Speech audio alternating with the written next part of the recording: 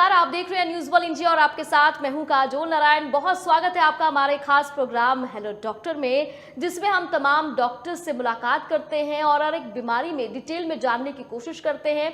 किस तरह के इलाज संभव है, कैसे आपकी डाइट होनी चाहिए, इन तमाम मुद्दों पर हम बात करते हैं। इसी कड़ी में आज मेरे साथ मौजूद है डॉक्टर पराग संचेती, जो कि ऑर्थो सर्जन है। सर, आपका बहुत स्वागत है हमारे खास प्रोग्राम हेलो डॉक्टर में। ऑर्थो सर्जन, आप ऑर्थो सर्जन हैं। कई ऐसे लोग आपके पास पहुंचे होंगे जिन्होंने रिप्लेसमेंट कराए होंगे, ट्रीटमेंट कराया होगा। ऑर्थो सर्जन से लोग घबराते हैं, डरते हैं। कई सालों साल घुटनों के दर्द होते रहते हैं, हड्डियां दर्द होती रहती है, लेकिन लोग बचते हैं।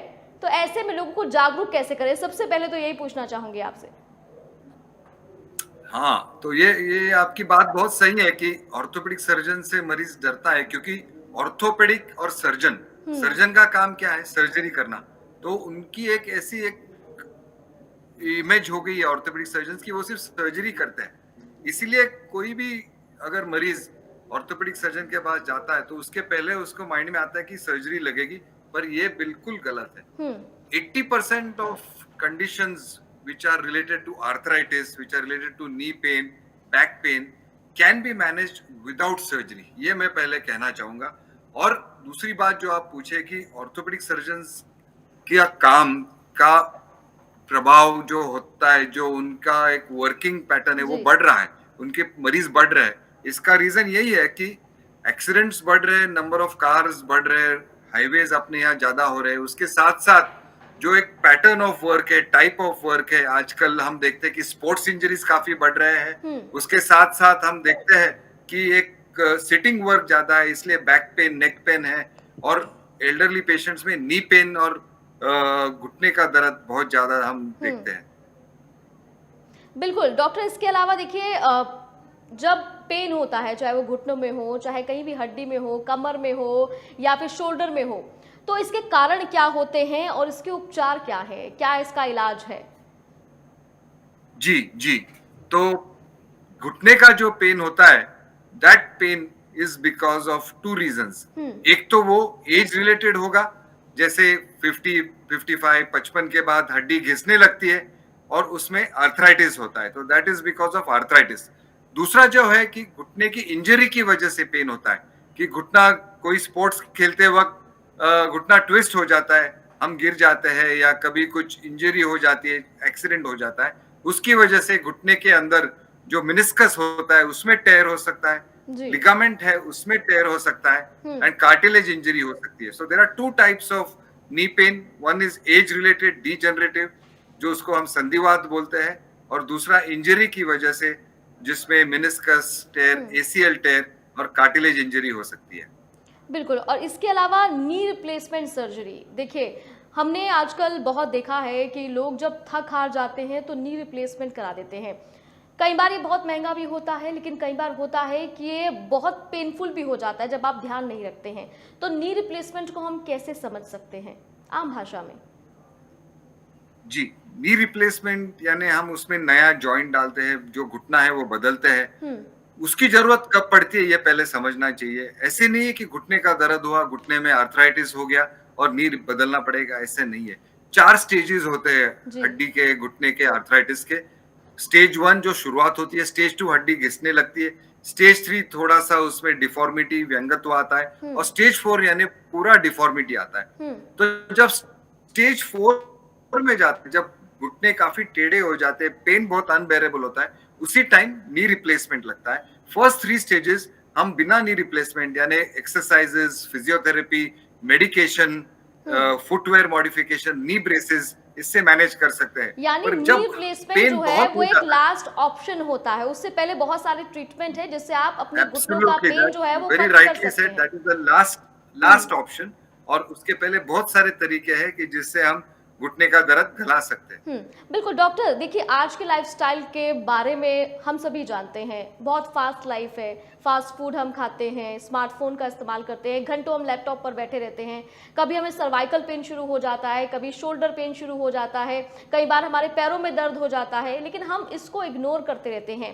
क्या हमारा लाइफस्टाइल जो बदल रहा है ये बहुत बड़ी वजह है कि हमारी हड्डियों में लगातार एक दर्द बना रहता है जिसको हम बहुत लंबे समय के लिए इग्नोर कर देते हैं? बिल्कुल 100% ये सही है कि आज के लाइफस्टाइल की वजह से काफी ऑर्थोपेडिक कंडीशंस हम देख रहे हैं। खास करके आजकल हम देखते हैं कि एक आईटी प्रोफेशन हो रहा है और इसकी वजह से फिजिकल एक्टिविटी बहुत कम हो रही है। लॉन्ग टर्म बैठने की वजह से बैक पेन, नेक पेन ये होता है। हम बैठ के हमेशा टाइप करते हैं, कुछ हाथ से काम करते हैं तो हम लोग जी। देखते हैं कि सर्वाइकल पेन बढ़ गया है, राइटर्स क्रैम्प या हाथ में दर्द होना बढ़ गया है। एक कार्पल टनल सिंड्रोम बोलते हैं जिसमें एक यहाँ नस दब जाती है, उसकी वजह से पेन बढ़ गया है। बिल्कुल डॉक्टर, इसके अलावा देखिए ये भी देखा गया है कि महिलाओं में जो बैक पेन की समस्या है वो बहुत ज़्यादा होती है, जो घुटनों की समस्या है वो बहुत ज़्यादा होती है। क्या ऐसा है कि पुरुषों के मुकाबले महिलाओं की हड्डियां ज़्यादा कमज़ोर होती हैं या तेज़ी के साथ वो कमज़ोर होनी शुरू हो जाती हैं? ये एक बहुत इम्पोर्टेंट बात आपने कही। हम्म। खास करके नी पेन ये महिलाओं में ज्यादा है, 1:4, यानी 4 महिलाओं को आर्थराइटिस होता है, उसके साथ एक पुरुष को 1 male person gets affected with knee osteoarthritis. इसका रीजंस काफी है कि पोस्ट मेनोपॉजल यानी 50-55 के बाद जो हार्मोनल चेंजेस बॉडी में होते हैं, एस्ट्रोजन प्रोजेस्टेरोन चेंजेस होते हैं, उसकी वजह से हड्डी घिस जाती है ज्यादा। और उसके साथ साथ ऑस्टियोपोरोसिस यानी हड्डी में जो कैल्शियम होता है उसका जी। प्रमाण बहुत कम हो जाता है। And osteoporosis is also much more in the female population, ये हम कई बार देखते हैं। बैक पेन आप देखा जाए तो थोड़ा सा ज्यादा है फीमेल्स में, मेल्स में भी है पर थोड़े कम मात्रा में है। But knee pain is definitely much more. And osteoporosis, हड्डी का जो वीकनेस होता है, कैल्शियम गल जाता है, जी। वो भी महिलाओं में बहुत ज्यादा है। डॉक्टर पराग, अगर एज फैक्टर की हम बात करें, क्या कोई एज फैक्टर है कि इस एज के बाद जो हड्डियां हैं वो कमजोर होना शुरू हो जाती हैं, चाहे वो पुरुष हो चाहे वो महिला हो? एज एक फैक्टर ये है और जनरली 45-50 ये एज तक एक बॉडी का जो एक स्ट्रक्चर है, मसल का एक स्ट्रक्चर है, वो काफी उसमें मेंटेन्ड होता है। 50-55 के बाद सार्कोपिनिया यानी जो मसल्स होते हैं वो वीक होने लगते हैं, हड्डी से कैल्शियम गलने लगता है और बॉडी में एक कुछ मेटाबॉलिक चेंजेस आते हैं। तो ये 55 के बाद हम ज्यादा देखते हैं और इसका रीजन है हार्मोनल चेंजेस। और यही एक इम्पोर्टेंट बात है कि एक टेस्ट जो होते हैं, प्रिवेंटिव टेस्ट या डायग्नोस्टिक टेस्ट, ये करने चाहिए। खास करके कुछ ब्लड टेस्ट है जी। उसमें haemogram, uric acid, arthritis profile, B12, D3 ये जांच करना चाहिए। उसके साथ साथ डेक्सा स्कैन जिसमें हमें समझता है कि बोन में कैल्शियम कितना है उसकी जांच होनी चाहिए। और एक्सरेज, एक कमर का एक्सरे और घुटने का एक्सरे ये करा लेना चाहिए। इसकी वजह से अर्ली डायग्नोसिस, अर्ली डिटेक्शन होके हम ये प्रॉब्लम जो है नी पेन, बैक पेन, ये सॉल्व कर सकते हैं। ठीक है डॉक्टर, इसके अलावा देखिए ये कहा जाता है कि डेयरी प्रोडक्ट्स का इस्तेमाल ज़्यादा करिए, आपको कैल्शियम मिलेगा। इसके अलावा अभी भी बहुत सारे ऐसे लोग हैं जिन्हें नहीं पता है कि और भी रिसोर्सेज हैं जिससे आप कैल्शियम प्रोवाइड कर सकते हैं। वो क्या रिसोर्सेज हैं, कैसे आप कैल्शियम प्रोवाइड कर सकते हैं, हड्डियों के लिए कैल्शियम कितना इंपॉर्टेंट है, और कैल्शियम के अलावा हमें और डाइट पर कैसा ध्यान देना चाहिए ताकि हमारी हड्डियां जो हैं वो मजबूत रहें? एक्सीलेंट, बहुत ही अच्छा सवाल पूछा आपने। Food is a very very important factor for the bone and joint health. उसमें कैल्शियम के लिए हम देखते हैं कि ज्यादा मिल्क प्रोडक्ट्स वो लेने चाहिए, पनीर लेना चाहिए, टोफू, उसमें सिट्रस फ्रूट्स लेने चाहिए। जो लोग नॉन वेजिटेरियन डाइट करते हैं, मैं खुद एक वेजिटेरियन हूँ और I get my calcium through vegetarian diet. But non vegetarians में थोड़े सोर्सेज ज्यादा है, जैसे कुछ एग्स में हम देखते हैं कि कैल्शियम का प्रमाण ज्यादा है, प्रोटीन्स भी ज्यादा है। तो ये फूड हमने ज्यादा लेना चाहिए। ग्रीन लीफी वेजिटेबल्स है और फ्रूट्स है, तो प्लस उसके साथ ड्राई फ्रूट्स यानी आलमंड्स, कैल्शियम उसमें आलमंड्स में, पिस्ता में ज्यादा मात्रा में होता है।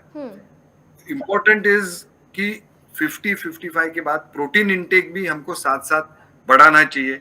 और इसके लिए मैं सप्लीमेंट्स लेने के लिए बिल्कुल इंसिस्ट करता हूँ मेरे पेशेंट्स को, क्योंकि कैल्शियम भी हमको 2000 ग्राम्स का कैल्शियम, 2 ग्राम्स का कैल्शियम डेली लगता है, 1 ग्राम से भी ज्यादा, और वो जी। सिर्फ डाइट में हमको नहीं मिल सकता है। इसके लिए we have to take supplements, tablets आते हैं 500 मिलीग्राम्स के, और उसके साथ साथ विटामिन डी। हुँ। विटामिन डी ये हमको सूर्य किरणों से मिलता है, तो वो सूर्य किरण आजकल हमको ज्यादा हम नहीं ले पाते हैं। इसके लिए we should also take supplements of vitamin D, जी। क्योंकि विटामिन डी सूरज के अलावा उसका सोर्स ज्यादा फूड में है नहीं।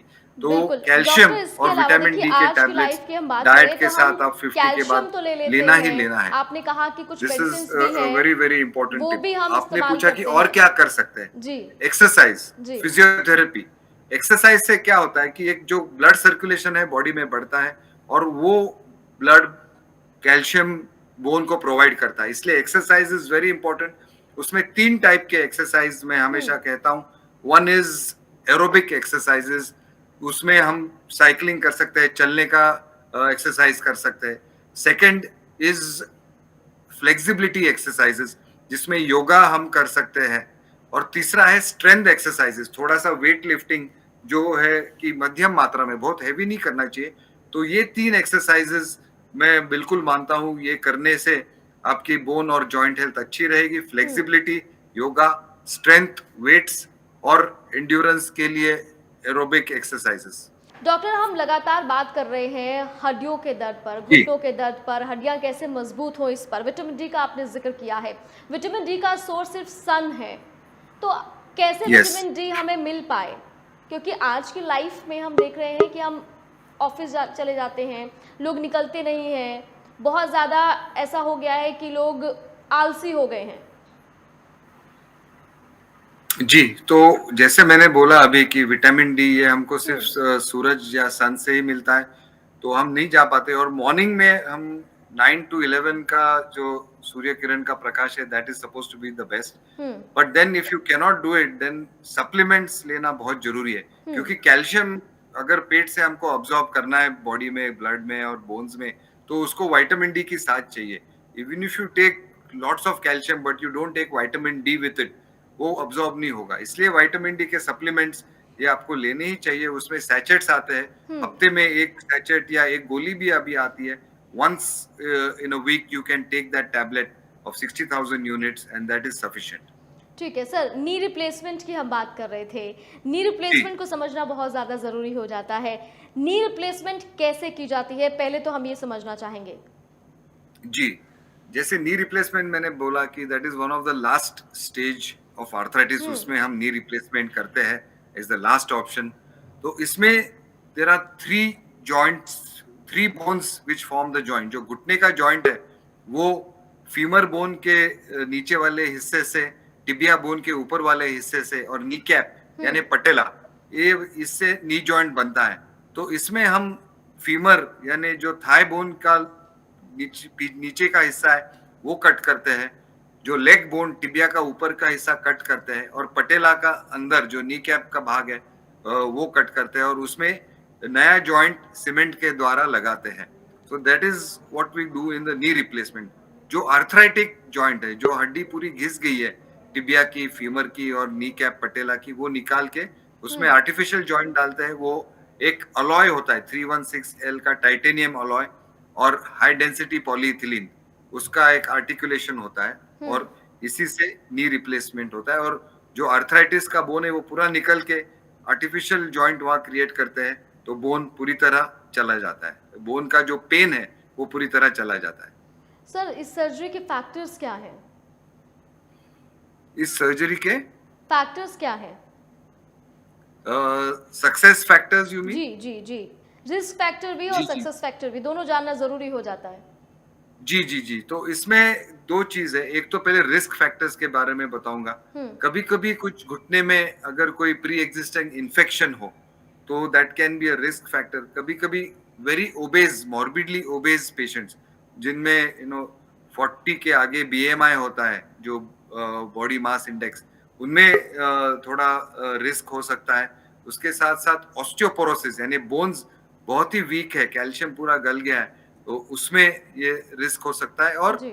जो साथ में हम बोलते हैं कि कोमॉर्बिडिटीज। हम्म। जनरली ये सर्जरी 60 के बाद होती है, तो पेशेंट्स को diabetes, high blood pressure, asthma, कोई कार्डियक इश्यूज, किसी का एंजियोप्लास्टी है, किसी का बाईपास सर्जरी हुआ है, तो इन लोगों में ऑपरेशन की रिस्क थोड़ी ज्यादा होती है। So these are the various risk factors one has to be careful while doing a knee replacement. Hmm. और ज्यादा अगर रिस्क फैक्टर्स है तो हम लोग आजकल जॉइंट रिप्लेसमेंट दोनों घुटने के करते हैं, जो हम बायलैटरल नी रिप्लेसमेंट बोलते हैं। तो ऐसे मरीजों में फिर एट अ टाइम हम वन रिप्लेसमेंट करते हैं कि एक घुटना बदल के 3 या 4 हफ्ते बाद फिर दूसरा।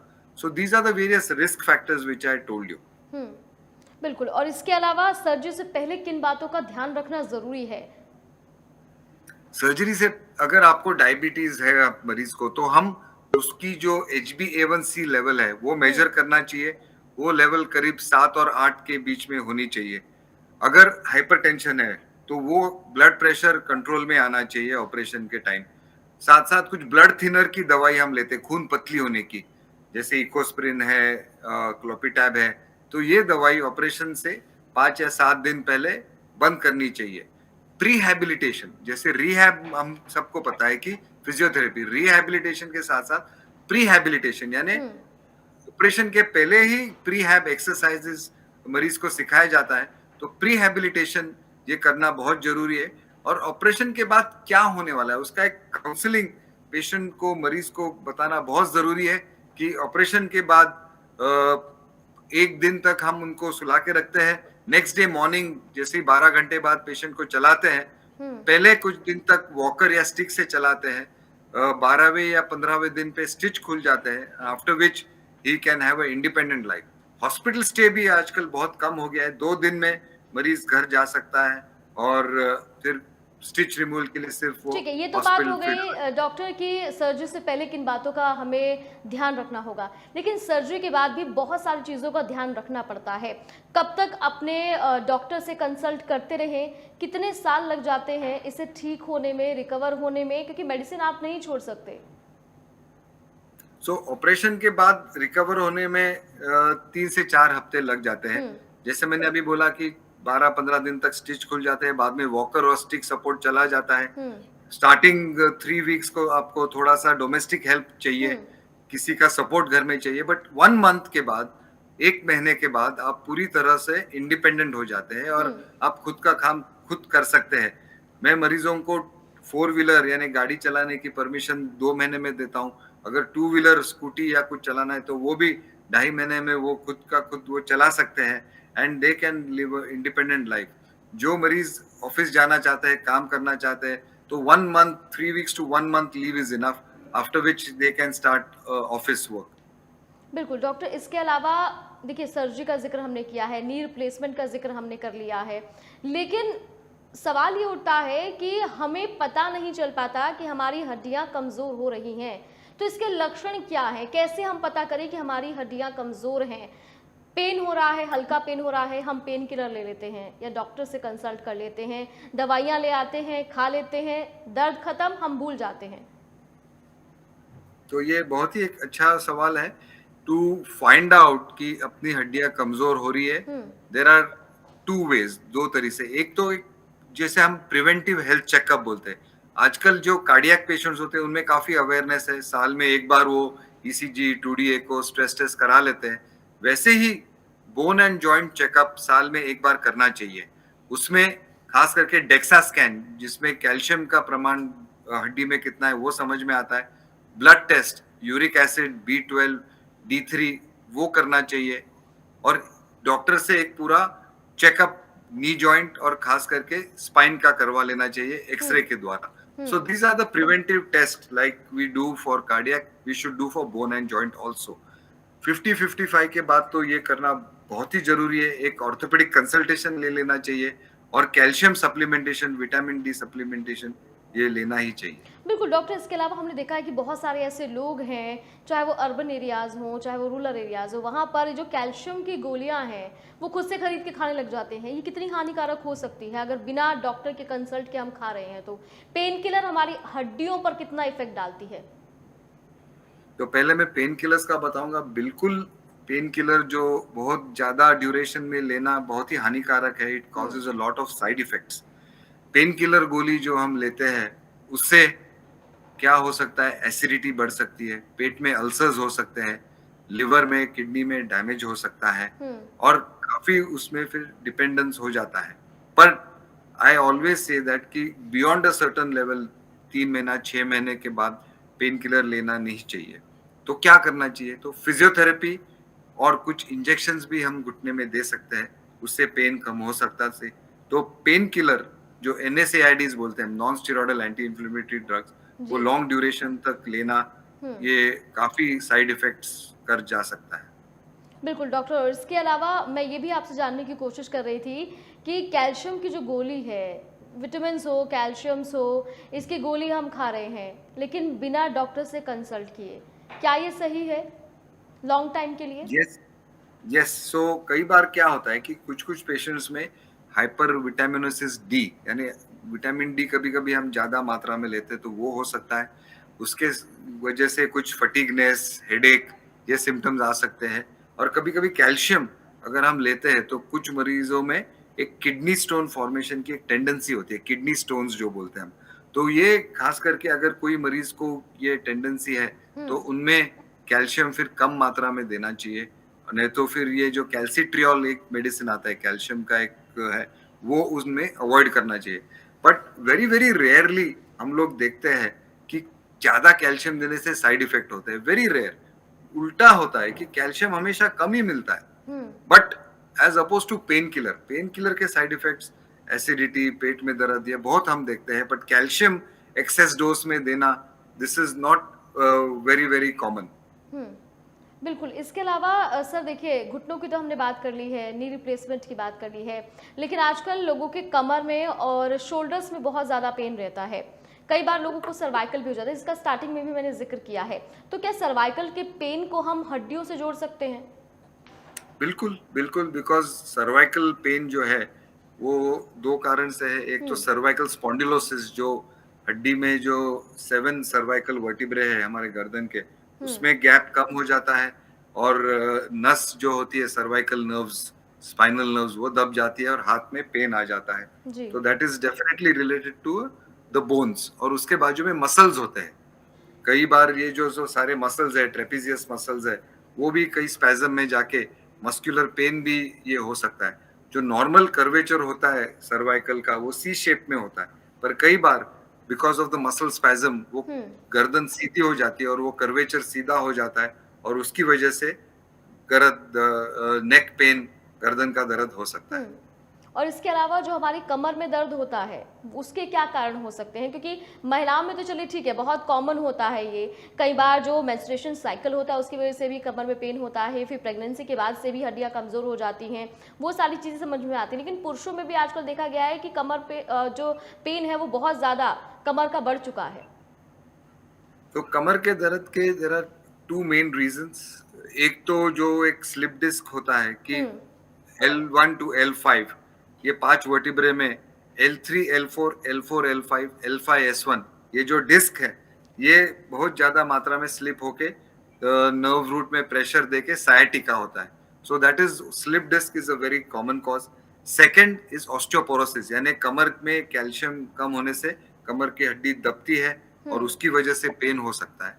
And the third cause is because of the muscles around the lumbar vertebra. तो हुँ। वो मसल स्पैज़म में जाके जो क्रॉनिक लंबैगो हम बोलते हैं, उसकी वजह से पेन हो सकता है। And the last is posture, जो हमारी एक बैठने की एक एक स्टाइल है, एक हुँ, पोस्चर है। कई बार हम एक स्लाउच पोस्चर ले लेते हैं, उसकी वजह से भी postural बैकएक is very, very common. बिल्कुल, इसके अलावा देखिए, मैं ये भी आपसे कहना चाहूँगी कि एक ख़ास मैसेज अगर आप कोई दर्शकों को देना चाहें तो? जी, जी, जी। सो अभी तक हमने काफ़ी चर्चा की। हमने देखा कि ऑर्थोपेडिक में नी हुँ, पेन, बैक पेन क्यों होता है, नेक पेन क्यों होता है। हमने देखा कि इसका अर्ली डायग्नोसिस कैसे हो सकता है। नी रिप्लेसमेंट के बारे में बात की। जाने के पहले मैं एक आपको सबको एक कुछ मैसेज देना चाहूँगा। Hmm, prevention is better than cure. तो ये जो सारी चीज़ें हैं, osteoporosis, knee pain, back pain, postural pain, ये सारा प्रिवेंटेबल है। सो अगर आपको कोई घुटने में दर्द चालू होता है, कोई बैक पेन चालू होता है, तो डोंट सिट ऑन इट, उसका कंसल्टेशन लो, उसका इलाज करो और उसको स्टेज 1 में ही, फर्स्ट स्टेज में ही रोक के बहुत ज़्यादा उसको दिन ना हो ठीक ताकि करो। आगे जाके तकलीफ ना हो ज़्यादा और बहुत करेक्ट, मेजर कुछ करेक्ट, प्रॉब्लम ना हो, तो पहले से पहले उसे डिटेन कर लें और डॉक्टर के पास जाइए, फिजियोथेरेपी के पास जाइए, बिल्कुल। सर्जन के पास जाइए, कंसल्ट करें, ये बहुत ज़्यादा ज़रूरी है। अभी आपने फिजियोथेरेपी का सेकंड जिक्र किया था सर, फिजियोथेरेपी जी, बहुत अच्छी चीज़ है, आपने जिक्र किया है इसका और बताया भी कि जी। इससे किस तरह से आप पेन पे रिलैक्स पा सकते हैं, लेकिन योगा योगा से आप कितना ज़्यादा अपनी हड्डियों को, अपने पोस्चर्स को ठीक कर सकते हैं, ये भी क्योंकि बहुत महत्वपूर्ण हो जाता है, आजकल लोग बहुत बढ़ रहे हैं इसकी तरफ। जैसे मैंने आपको बताया कि योगा इज़ इम्पोर्टेंट, बॉडी एक फ्लेक्सिबल होनी चाहिए। हुँ, पर ये भी ध्यान रखना चाहिए कि कुछ-कुछ योगा पोस्चर्स जो है, खास करके हम पद्मासन या वज्रासन करते हैं, हुँ, तो उसमें नी का फ्लेक्शन पूरा हो जाता है। तो these things should be avoided. तो हुँ, योगा करना चाहिए, पर कोई एक्सट्रीम पोज़ीशन से हुँ, शीर्षासन करते हैं, शीर्षासन से नेक पेन हो सकता है। So you have to be very careful and then do these postures, but by and large yoga करना एक बहुत हुँ, महत्वपूर्ण चीज मैं मानता हूं। But if any yoga posture is increasing your pain, causing you lot of discomfort, then वो आप नहीं करना, ये मैं मानता हूं। But overall yoga is an excellent form of जी। Exercise and therapy and I recommend it very strongly. बिल्कुल, डॉक्टर पराग लास्ट क्वेश्चन ये है कि आज के लाइफ़स्टाइल को किस तरह से आप देखेंगे, किस तरह से बदलाव यहाँ पर चाहेंगे और आजकल के यंगस्टर्स हैं, उनको क्या सजेशन देना चाहेंगे? मेरा ये एक ही सजेशन है कि sedentary lifestyle is very much damaging to your हुँ, बोन एंड जॉइंट। आप हमेशा कंप्यूटर के सामने डेस्क जॉब पे बैठ के नहीं रहना, बी एक्टिव। आप वीकेंड्स पे कोई आउटडोर एक्टिविटीज करो, स्पोर्ट्स करो, डेली एक्सरसाइज, फिजियोथेरेपी करो, 2 दिन कार्डियक एक्सरसाइजेज जैसे हम एरोबिक एक्सरसाइजेज, 2 दिन योगा और 2 दिन स्ट्रेंथनिंग का एक्सरसाइज करो।